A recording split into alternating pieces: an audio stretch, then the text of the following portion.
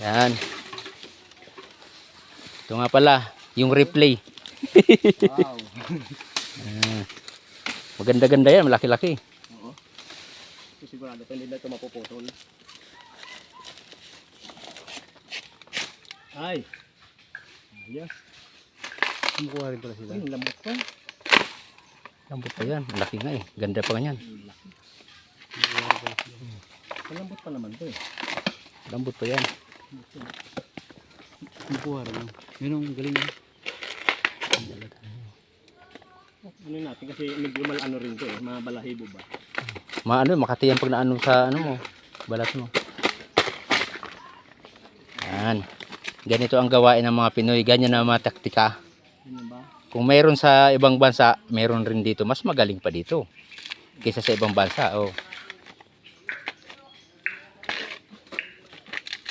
Aba Binabalatan pa lang yan. Lalo na pag niluto na yan. Mas magaling pa sa luto.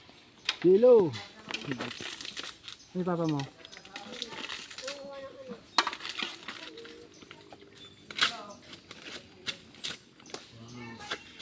Dalawa lang nito. Solve ka na nito. Okay. Hanggang puno pa yan. Yung ano, yung malambot. Malambot pa yung puno na yan.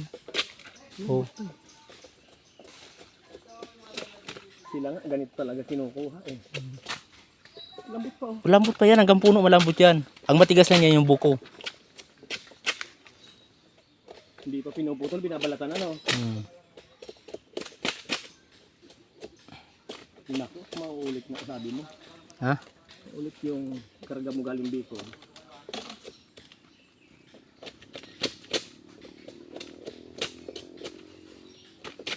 Sarot itong malabang. Malaki na yan. Sabi sa'yo, dalawang ganyan lang. Sapul-sapul na tayo. Ano, putulin ko lang, ganito lang tayo. Sagad mo. Malambot pa yan. Baba niyan. Isang buko pa. Yan. Lambot nga. Lambot pa yan. Oo, sino kaya kaisip mo kinakain yun? Meron nga dyan kinakain yung pugahan, yung ubod na parang ano,